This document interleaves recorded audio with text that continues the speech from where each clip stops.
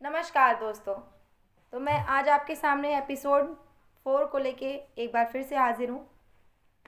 दोस्तों, हमने कल अपने तीसरे एपिसोड में आपको बताया था कि लड़की की बात शादी तक पहुँच जाती है, शादी होने वाली होती है।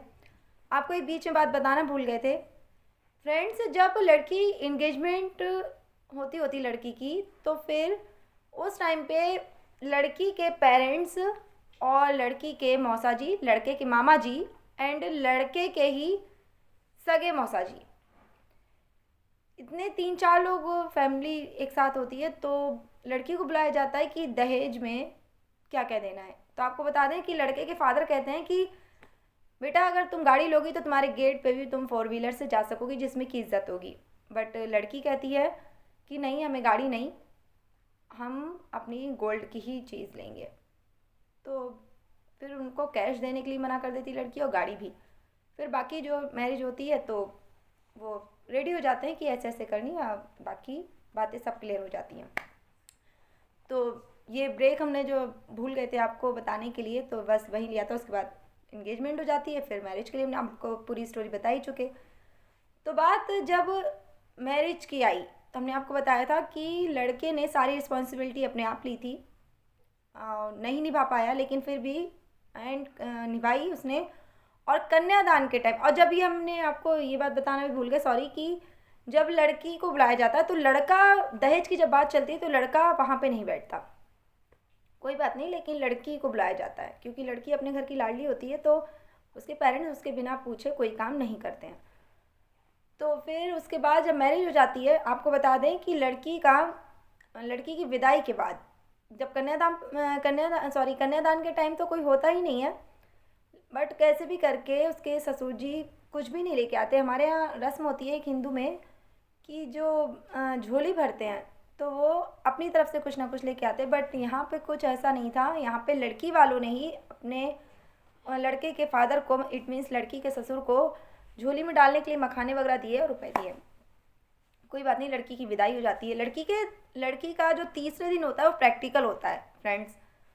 विदाई के बाद फर्स्ट नाइट पे ही लड़की की, आफ्टर विदाई कह सकते हैं, इवनिंग या समथिंग आफ्टरनून में ही लड़की को जितनी भी ज्वेलरी वो लोग जयमाला के टाइम और अपनी विदाई में पहना के भिजवाते हैं लड़के वाले, जैसे नेकलेस हो गया आपका, बैंगल्स हो गए, इयरिंग्स हो गए, नोज रिंग हो गई, रिंग हो गई, मांग टीका हो गया।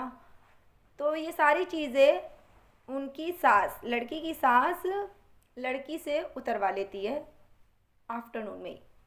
और उसके बाद वो चीज़ 15 साल में उस लड़की को कहीं भी नहीं पता चलती।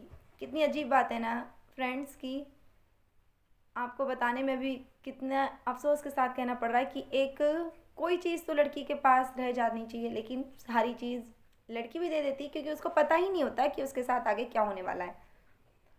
कोई बात नहीं, लड़की दे देती है, फिर वो इयरिंग्स तक भी उसके पास नहीं होते हैं। सॉरी फ्रेंड्स, हमारे यहाँ लाइट के लिए बहुत आपको प्रॉब्लम होती है कि हम खुद ही नहीं बता पाते हैं कि क्या बताना है।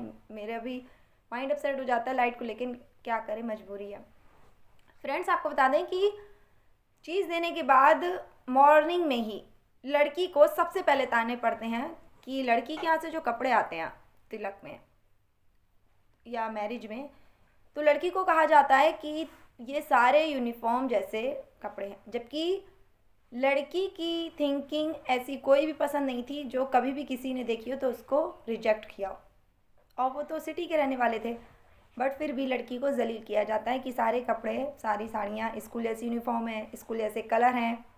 बट कोई बात नहीं, और वो भी उसमें लड़की का हस्बैंड, लड़का खुद सबके साथ में मजाक बनाता है। सॉरी फ्रेंड्स, हम आपको एक बात और बताना भूल गए। यहाँ पे जब शादी के टाइम, शादी से पहले तिलक चढ़ता है, तो लड़के के घर पे जाके जब तिलक चढ़ने की बारी आती है तो आपको क्या बताएं कि लड़के के यहाँ बैठने तक की कोई अरेंजमेंट नहीं होता। और लड़की के मैरिज लॉन से ही लड़की के तिलक में सबको खाना जाता है। आपको बता दें कि जब लड़की को ये बात पता चलती है तो वो गुस्सा तो बहुत आती है, बट क्या कर सकते हैं, रिलेटिव हैं। लड़के अभी इस बात पे ध्यान नहीं देता कि उसको मालूम है अब आ चुके हैं उनकी सिटी में मैरिज लॉन में, तो फिर शादी तो हो ही जानी है। बट जब तिलक चढ़ जाता है तो जो कुछ होता है समेट के ले जाते हैं, यहाँ तक कि चाय पानी के लिए भी उसको फॉर्मेलिटीज़ के लिए पूछा जाता है, बैठने तक की रिश्तेदारों को भी कुछ अरेंजमेंट नहीं होता है। यहाँ पे लड़की को बहुत इंसल्ट फील होता है, लड़की के पेरेंट्स को बहुत इंसल्ट फील होता है, बट बात समझ जाती है, लड़का सॉरी वॉरी बोल देता है। आफ्टर मैरिज उनके रंग सामने आने लगते हैं, कोई बात नहीं, ताने पड़ते हैं, और बायना जो होता है लड़की के यहाँ से जाता है। आप विश्वास नहीं करेंगे फ्रेंड्स कि वो बायना सड़ जाता है 3 दिन, लेकिन फिर भी वो लोग ताना मारते हैं कि आपके यहाँ से बायना इतना कम आया है कि हम अपने यहाँ बांट भी नहीं पा रहे हैं। अब आप सोचिए फ्रेंड्स, क्या वो लड़की जवाब नहीं दे सकती थी कि इतना अगर ख़राब आया है तो ये अभी तक सड़ क्यों रहा है, इसको तो पहले बांटो।